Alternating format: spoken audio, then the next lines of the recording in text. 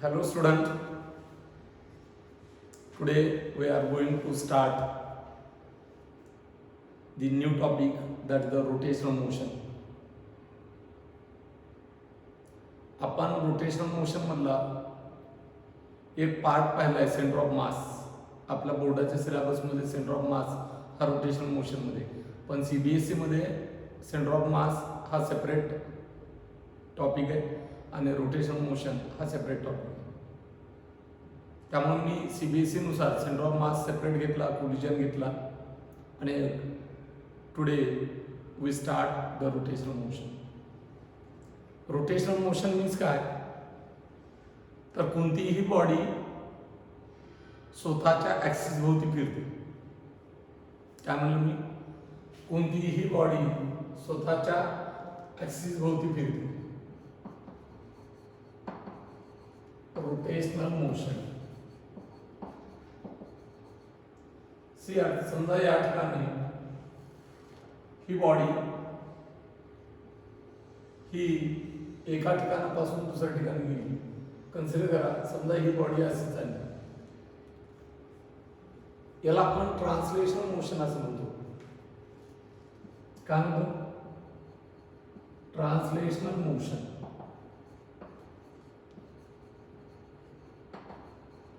Translational motion यामध्ये ही body या ठिकाणापासून इथपर्यंत गेली असेल. हे ए पोर्शन आहे, ही बी पोर्शन आहे. हे लिनियर डिस्प्लेसमेंट केलं तरी. काय केलं तरी? Linear displacement. याला ट्रान्सलेशनल मोशन म्हणतात. मग ट्रान्सलेशनल मोशन मध्ये ह्या बॉडी मधला प्रत्येक पार्टिकल, हा पार्टिकल कुठे चालला? इकडे. हा पार्टिकल कुठे चालला? इकडे. हा पार्टिकल कुठे चालला? इकडे. हा पार्टिकल कुठे चालला? इकडे. हा पार्टिकल कुठे चालला? इकडे. हा पार्टिकल कुठे चालला? इकडे. याचा अर्थ टोटल मास कुठं चाललं? इकडे. प्रत्येक पार्टिकल डिस्प्लेसमेंट करतो. प्रत्येक पार्टिकलची लिनियर डिस्प्लेसमेंट सारखे, प्रत्येक पार्टिकलचं लिनियर वेलॉसिटी सारखी. बरोबर ना? All particle cover the equal displacement in equal interval of time. म्हणजे प्रत्येकाची वेलॉसिटी कशी असेल? सारखी. मग या ठिकाणी या सेंटर ऑफ मासची वेलॉसिटी आणि या प्रत्येक पार्टिकलची वेलॉसिटी कशी असेल? सारखी. याला आपण ट्रान्सलेशनल मोशन म्हणतो. काय म्हणतो याला? Translational motion. आज आपण पाहणार आहे ते रोटेशनल मोशन. कन्सिडर करा, समजा या ठिकाणी ही बॉडी, या बॉडीमध्ये हा एक पार्टिकल आहे, हा पार्टिकल आहे, हा पार्टिकल आहे, हा पार्टिकल आहे, हा पार्टिकल आहे, हा पार्टिकल आहे, हा पार्टिकल अँड सो ऑन. आणि यामधून जर मी ऍक्सिस पास केला असा, आरपार, आणि ही बॉडी अशी फिरवत राहिली या ऍक्सिस, तर हा पार्टिकल काय करेल? याच्या भोवती असा फिरेल. हा पार्टिकल काय करेल? याच्या भोवती फिरेल. हा पार्टिकल ऍक्सिस भोवती फिरेल. हा पार्टिकल असा फिरेल. हा पार्टिकल असा फिरेल. हा पार्टिकल असा फिरेल. म्हणजे प्रत्येक पार्टिकल कोणती मोशन करतोय? याच्यातला हा पार्टिकल सर्क्युलर मोशन होतो. सर्क्युलर मोशन होतो. हा पार्टिकल आहे सर्क्युलर मोशन, हाही सर्क्युलर मोशन. आणि प्रत्येक सर्क्युलर मोशनचं सेंटर कुठे आहे? तर ऍक्सिस होते. पार्टिकल हे सर्क्युलर मोशन करतात, पण प्रत्येक पार्टिकल ऍक्सिस पासून सारख्या अंतरावरती का? तर नाही. मग मला सांगा, या बॉडीची एक फेरी या ठिकाणी 10 सेकंदात पूर्ण झाली, तर या बॉडी मधल्या प्रत्येक पार्टिकलची एक फेरी किती सेकंदात पूर्ण होईल? तर 10 सेकंदात. याचा अर्थ प्रत्येकाचा पिरियड कसा आहे? सेम. पिरियड कसा राहतो? सेम. प्रत्येकाचा पिरियड कसा आहे? सेम. मग ओमेगा बरोबर 2π डिवाइड बाय टी. 2π कॉन्स्टंट आहे, टी सेम आहे. याचा अर्थ ओमेगा कसा राहतो? सेम. याचा ओमेगा, याचा ओमेगा, याचा ओमेगा, याचा ओमेगा, याचा ओमेगा, या बॉडीच्या ओमेगा एवढा राहतो.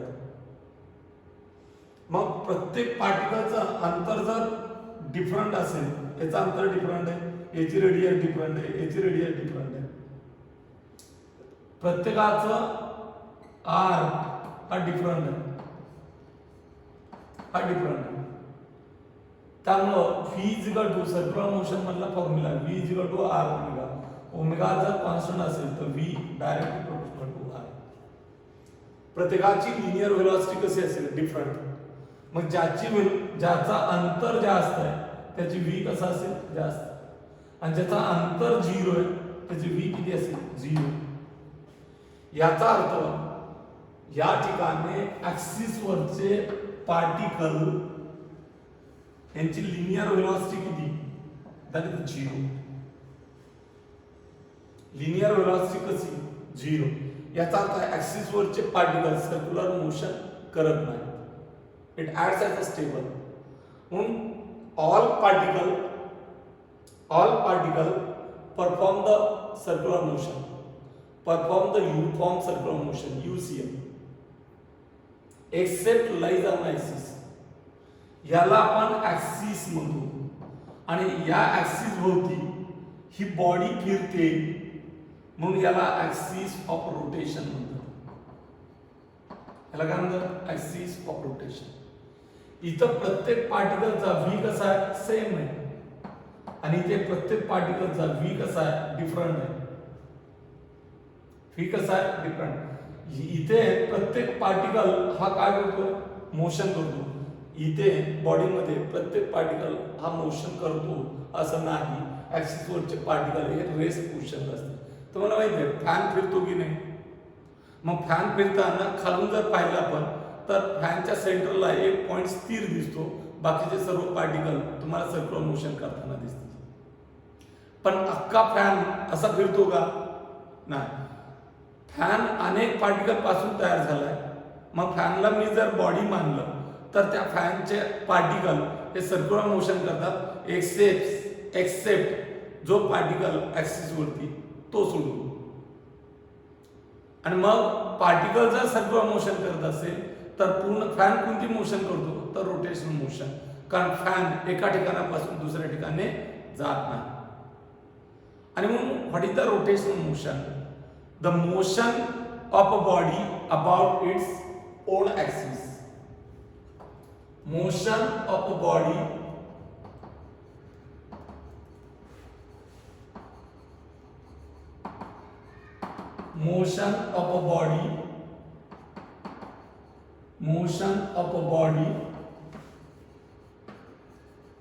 about its own axis of a rotation is called rotational motion. Okay. मग रोटेशनल मोशन मध्ये काय रे, all particle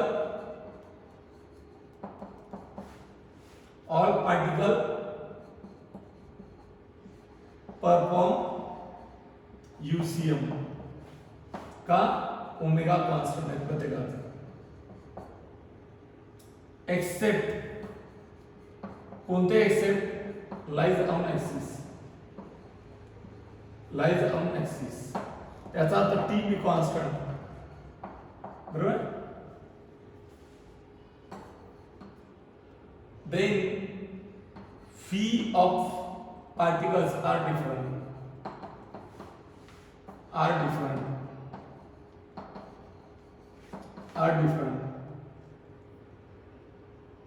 That is phi is equal to r omega, phi directly proportional to r. या ठिकाणी phi is equal to 0 of a particles lies on axis. Okay, lies on axis. Then here आपण या ठिकाणी नवीन physical quantity पाहणार आहे. मला सांगा, एखाद्या बॉडीला कन्सिडर करा, समजा हा बॉक्स आहे मोठा आणि या ठिकाणी तुम्ही उभा आहे, हे तुम्ही उभा आहे आणि तुम्ही हाताने ढकलताय. हा जागा सोडेल की नाही हा पुढे जाईल की नाही, तुम्हाला हलेल की नाही,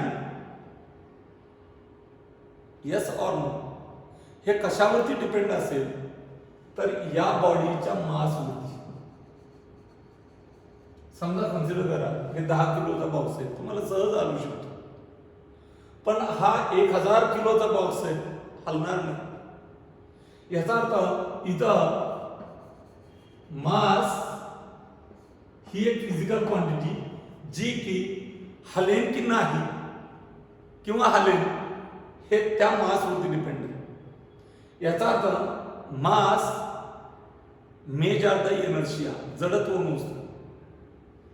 मास measure the inertia. Inertia inertia means काय, जडत्व. त्यालाच आपण law of inertia, Newton's first law of motion आहे. प्रत्येक बॉडी स्वतःहून जागा बदलत नाही. समजा ही व्यक्ती नसेल तर हा बॉक्स जागा सोडेल का, नाही. प्रत्येक बॉडी एक समान गतिमान अवस्थेत असेल, युनिफॉर्म मोशन मध्ये असेल तर ती युनिफॉर्म मोशन मध्ये राहते जोपर्यंत एक्सटर्नल फोर्स ऍक्ट होत नाही. म्हणजे every body which oppose to change the state of rest or state of uniform motion until there is a no unbalanced force act upon it. Unbalanced म्हणजे balancer force act झाला तर body परत आहे त्या अवस्थेत राहील. अनबॅलन्सर फोर्स जर act झाला तरच अवस्था चेंज करेल. रेस्ट असेल मोशन मध्ये जाईल, मोशन मध्ये असेल रेस्ट मध्ये जाईल. हे रेस्ट टू मोशन किंवा मोशन टू रेस्टला विरोध कोण करतो, तर दॅट इज द मास. याचा अर्थ मास काय मोजतो, तर that is the inertia. It major the inertia of body. It major the inertia of body. कशात, ट्रान्सलेशनल मोशन मध्ये. ट्रान्सलेशनल मोशन मध्ये, मोशन. ओके, कन्सिडर करा समजा या ठिकाणी ही बॉडी आणि एका व्यक्तीला सांगितलं की तुम्ही इकडं ढकला असं, F बरोबर 10 न्यूटन, आणि एका व्यक्तीने इथं असा फोर्स लावला F बरोबर 10 न्यूटन.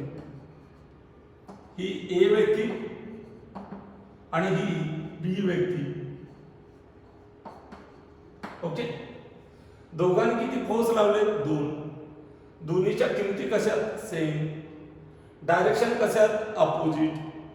दोन्ही कसे पॅरलल, पण कुठे ऍड झाले, हा या बॉडीच्या या पॉइंटला ऍड झालाय आणि हा या बॉडीच्या या पॉइंटला ऍड झाला. मग यांच्यातलं परपेंडिक्युलर डिस्टन्स किती, हे परपेंडिक्युलर डिस्टन्स आहे त्या फोर्स मधून. मग आपल्याला हे माहिती आहे बॉडी काय होईल रे, अशी फिरेल की अशी फिरेल. हा इकडं ढकलतो, हा इकडं ढकलतो. ही बॉडी अशी फिरेल अँटी क्लॉकवाईज. हा फोर्स खाली असता, हा वरती असता, तर अशी फिरली असती. टोटल फोर्स किती ऍक्ट होतोय, हा upward plus downward minus. Total force किती ऍक्ट होतो, 0. जर टोटल फोर्स 0 ऍक्ट होत असेल तर बॉडी एका ठिकाणापासून दुसऱ्या ठिकाणी जाणार नाही, म्हणजे ट्रान्सलेशन मोशन करणार नाही. मग टोटल फोर्स बॉडीवरती किती ऍक्ट होतो, दॅट इज 0. त्यामुळे नो ट्रान्सलेशनल. ओके, मग किती फोर्स ऍक्ट होतात, 2. मॅग्निट्यूड कसं आहे, equal, parallel to each other, opposite in a direction, act at a different point, they produces the moment of force. आणि या मोमेंट ऑफ फोर्सला टॉर्क ट्यूब म्हणतात किंवा टॉर्क म्हणतात. काय म्हणतात त्याला, टॉर्क किंवा टॉर्क्यू. मग टॉर्क्यू बरोबर काय असतं, तर दोन्हीपैकी एका फोर्सची किंमत मल्टिप्लाइड बाय परपेंडिक्युलर डिस्टन्स. कसलं डिस्टन्स आहे, परपेंडिक्युलर डिस्टन्स त्या फोर्स मध्ये परपेंडिक्युलर डिस्टन्स. मग मला सांगा टॉर्क्यूचं एकक काही न्यूटन आणि डिस्टन्सचं मीटर, न्यूटन मीटर. जसं या इथे फोर्स लावल्यामुळं ही बॉडी लिनियर मोशन करते, तसं इथं टॉर्क्यू ऍक्ट केल्यामुळं ही बॉडी अशी फिरते, अशी ही ऍक्सिस भोवती फिरेल, या ऍक्सिस भोवती. ओके, लक्षात येत ना. मग टॉर्क्यूमुळे फोर्समुळे काय लिनियर मोशन, फोर्समुळे काय linear motion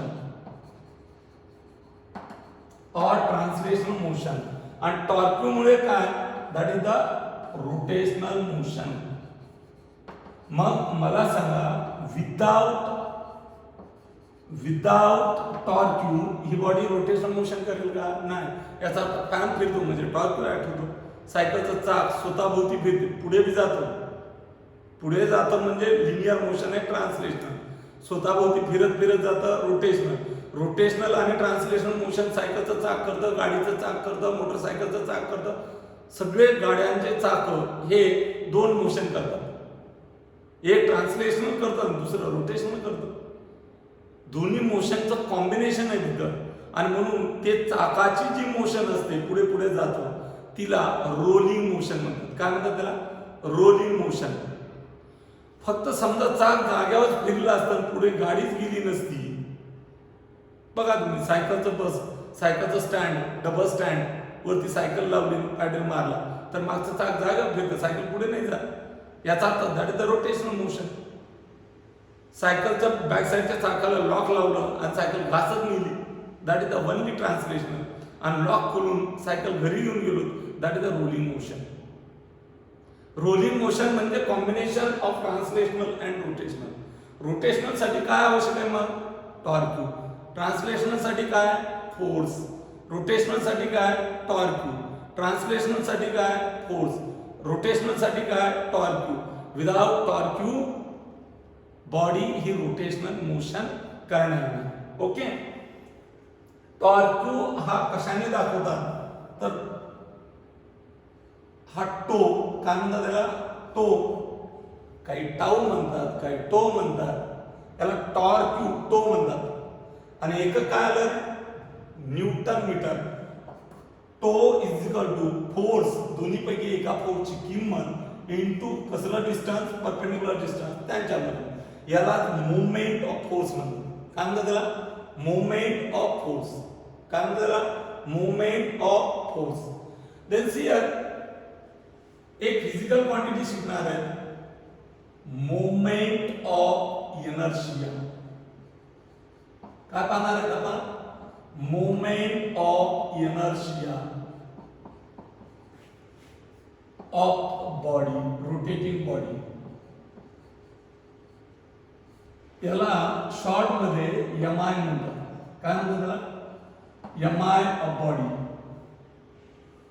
MI of body. See आर समजा या ठिकाणी ऍक्च्युअली ही 3 डायमेन्शनल फिगर आहे, म्हणजे टरबूज आहे, टरबुजातून तार घातली तर ही 3 डायमेन्शन आहे. आपण बोर्डावरती काढतो, कारण मला 3 डायमेन्शनल इथं दाखवायचं म्हणजे टरबूज आणावं लागेल, टोमॅटो आणावं लागेल, बटाटा आणावं लागेल, आणि त्यातून तारा घालून ते फिरून दाखवावं लागेल. हे आपण कागदावरती जे काढतोय हे 3 डायमेन्शनल आहे, असं समजून 2 डायमेन्शन काढतो. मग मला सांगा, समजा या ठिकाणी ऍक्सिस आहे, तार वरून घातली आणि हे सेंटर घेतलं मी त्या बॉडीच्या आतलं, त्या बॉडीच्या आतलं. मग या ठिकाणी याच्या भोवती बॉडी फिरणार आहे, या दिशेला अँटी क्लॉकवाईज दाखवतो मी. मग हा काय आहे? Axis of rotation. काय ऍक्सिस ऑफ रोटेशन? या ऍक्सिस भोवती बॉडी फिरणार आहे. मग या बॉडीमध्ये किती पार्टिकल आहेत? नंबर ऑफ पार्टिकल आहेत, आणि प्रत्येकाचं अंतर कसं आहे? डिफरंट आहे ऍक्सिस पासून. हे दूर आहे, हा जवळ आहे, हा आणखी जवळ आहे, हा ऍक्सिस होतो. मग मला सांगा, हा एक पार्टिकल आहे, हा एक पार्टिकल आहे, हा एक पार्टिकल आहे, हा एक पार्टिकल आहे, असे नंबर ऑफ, मी नमुना म्हणून 4 घेतले. प्रत्येक पार्टिकलचं मास मी डिफरंट घेतो. हे m1, हा m2, हा m3 अँड हा डॅश mn, n पार्टिकल मानले. ओके, किती पार्टिकल मानले मी? n नंबर ऑफ पार्टिकल त्या बॉडीमध्ये, mn. हे परपेंडिक्युलर डिस्टन्स आहे. ऍक्च्युअली ही बॉडी समजा मी 2 डायमेन्शन मध्ये काढली आणि हा ऍक्सिस पूर्ण काढला असा, हा इथं, तर हा पार्टिकल आहे m1, हा m2, हा m3, हा m4 अँड हा डॅश mn. मग हे अंतर किती रे? r1, हे अंतर किती? r2, हे अंतर किती? r3, हे अंतर किती? Dash rn. हे परपेंडिक्युलर डिस्टन्स आहे ऍक्सिसला. हे कसे? परपेंडिक्युलर डिस्टन्स आहे. मी इथं 3 डायमेन्शन फिगर काढण्याचा प्रयत्न केला. हे अंतर आहे r1, हे अंतर आहे r2, हे अंतर आहे r3, हे अंतर आहे, हे किती? r1, r2, r3 and r dash rn. Okay, मग मला सांगा, ही बॉडी रोटेट झाल्यावर पार्टिकल कोणती मोशन करते? सर्क्युलर मोशन करते. प्रत्येक पार्टिकलचा पिरियड कसा असेल? बॉडी एवढा. पण लिनियर व्हेलॉसिटी बॉडीची किती? 0. पार्टिकलची किती? Different. It depends upon r. जेवढा दूर तेवढी लिनियर व्हेलॉसिटी जास्त. ऍक्सिस पासून जेवढा दूर तेवढी लिनियर व्हेलॉसिटी जास्त. मग या ठिकाणी समजा मास आहे, हे m1 आहे, r1. एकाच पार्टिकलचा मोमेंट ऑफ इनर्शिया, काय म्हणलं मी? समजा हा पार्टिकल आहे, या पार्टिकलचा मोमेंट ऑफ इनर्शिया काय? mi काय? तर I1 is equal to m1 r1 square. त्या पार्टिकलचं मास आणि त्या पार्टिकलचं ऍक्सिस पासूनचं जे अंतर असते त्याचा वर्ग, याचा गुणाकार. दुसऱ्या पार्टिकलचा mi काय रे? m2 r2 square. तिसऱ्याचा किती? I3 is equal to m3 r3 square. And हा डॅश किती पार्टिकल आहे? n किती? mn rn square. बरोबर. ह्या सर्व पार्टिकलच्या मोमेंट ऑफ इनर्शियाची बेरीज जर केली तर तुम्हाला बॉडीचा mi मिळेल. मग बॉडीचा mi काय? I is equal to mi, I ने दाखवतो आपण. mi कशाने दाखवतात? I ने. करंट बी I ने दाखवतात, electric current. I is equal to I1 plus I2 plus dash plus IN. असं केलं मी. प्रत्येक पार्टिकलच्या mi ची बेरीज केली. m1 r1 square plus m2 r2 square plus m3 r3 square dash plus mn rn square. Right? बरोबर आहे ना? आता मला सांगा, I इज इक्वल टू बेरीज आहे सम कुणाची? प्रोडक्टची, mr स्क्वेअर, mr स्क्वेअर. बरोबर. बट 1 आहे, 2 आहे, 3 म्हणून mi म्हणतो. Variable different ri. काय? ri. I is equal to काय घेतलं मी? Sum of mi ri square. मग मला सांगा, याचा अर्थ काय? I ची किंमत 1 ठेवा. I taking from 1. I ची किंमत 1 ठेवा, m1 r1 स्क्वेअर होईल. I ची किंमत ठेवली की काय करायचं सांगतो? बेरीज. परत पुढची किंमत ठेवा, बेरीज करा. पुढची किंमत ठेवा, बेरीज करा. पुढची किंमत ठेवा, बेरीज करा. काय मिळेल? हे मिळेल किंमत. बघा तुम्ही, I ची किंमत 1 ठेवली, m1 r1 square plus I ची पुढची किंमत काय असेल? 2 m2 r2 square plus I ची किंमत किती? m3 r3 स्क्वेअर प्लस असं dash plus mn rn square. तुम्ही डॅश करता त्यावेळेस काय करता? हे मॅथमॅटिकल ऑपरेशन असले पाहिजे. स्टार्ट बी ने एंडला बी, स्टार्टला बी ने एंडला बी. प्लस करता येणार, मग इथं प्लस डॅश प्लस, लक्षात आलं. म्हणून I is equal to sum of MI RI square. I is equal to I taking small I taking from 1 पासून n पर्यंत, आणि it is the formula of moment of inertia of rigid body. आता मला सांगा definition काय MI ची. Moment of inertia is the algebraic sum of काय, moment of inertia is the algebraic sum of, कोणाची सम आहे, प्रोडक्ट ऑफ मास ऑफ प्रत्येक particle. Moment of inertia is defined as the algebraic sum of product of mass of each particle and कोणाचा and square of perpendicular distance from axis of rotation. काय म्हणलं मी, moment of inertia is the algebraic sum of product of mass of each particle and square of perpendicular distance from axis of rotation.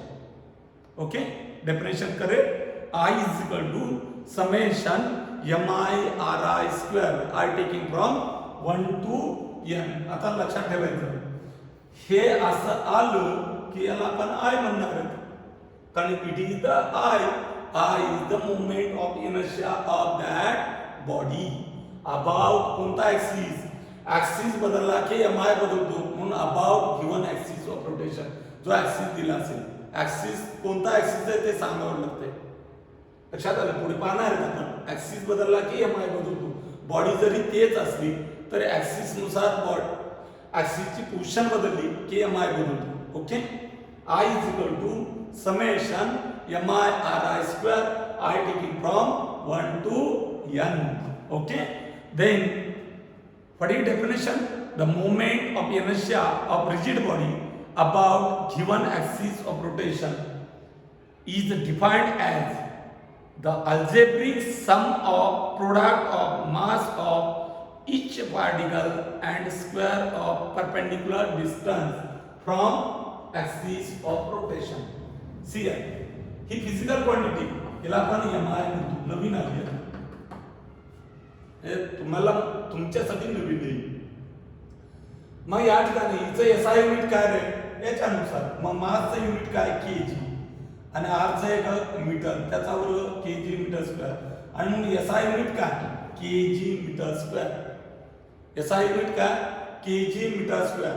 मग dimension काय आहे, m to the किती वेळा, m to the किती वेळा, एकदा m टू द 1, मीटर किती वेळा l टू द 2, आणि सेकंद आहे का नाही, t to the 0.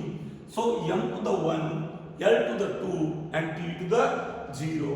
It is the dimension of moment of inertia. Right?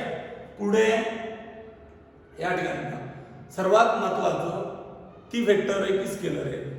ज्यावेळेस आपण क्लासिफिकेशन एखाद्या फिजिकल क्वांटिटीचं पाहतो फिजिक्समध्ये, तर त्या फिजिकल क्वांटिटीचं क्लासिफिकेशन एक तर फंडामेंटल आणि डिराइव्ह, एक तर फंडामेंटल आणि डिराइव्ह यानुसार केलं, आणि दुसरं वेक्टर्स आणि स्केलर्स. क्लासिफिकेशन म्हणजे वर्गीकरण, प्रकार. ही फिजिकल क्वांटिटी कोणत्या प्रकारची, ही फिजिकल क्वांटिटी कोणत्या प्रकारची, हे क्लासिफिकेशन कशावरती डिपेंड आहे. या ठिकाणी वेक्टर आणि स्केलर याच्यानुसार आपण क्लासिफिकेशन करतो, त्याबरोबर fundamental quantity and derived quantity. आता मग ही मोमेंट ऑफ इनर्शिया ही कसली quantity, is it a vector or scalar, is it a vector or scalar, तर नायदर वेक्टर नॉर स्केलर. मग कसली, नायदर वेक्टर नॉर स्केलर म्हणजे कसली, that is the tensor quantity. आणि मग इट इज टेन्सर क्वांटिटी. कसली quantity, it is the tensor quantity. Tensor quantity कुणाला म्हणायचं, ज्या फिजिकल क्वांटिटीची किंमत डायरेक्शन नुसार बदलते. काय म्हणलं मी, ज्या फिजिकल क्वांटिटीची व्हॅल्यू किंमत ही डायरेक्शन नुसार बदलते. ती स्केलर नसते किंवा वेक्टर नसते, तर ती काय असते, that is the tensor quantity. Okay, समजलंय? अशा प्रकारे हा नवीन टॉपिक आज आपण स्टार्ट केलेला आहे. खूप इम्पॉर्टंट आहे, त्यामुळे तो कंटिन्यू स्टडी करत राहा. हे व्हिडिओ लेक्चर्स तुम्हाला ॲपवरतीच फक्त पडतील. आणखी 2 दिवस हे मी यूट्यूबला टाकतोय, तुम्हाला लिंक पाठवतोय. याच्यानंतर डायरेक्ट लाईव्ह लेक्चर्स, कारण तुमचे काय ॲडमिशन फी काय असेल ते पाहून घ्या. हे कंटिन्यू लाईव्ह लेक्चर्स हे स्टार्ट होतील. Okay, we can stop.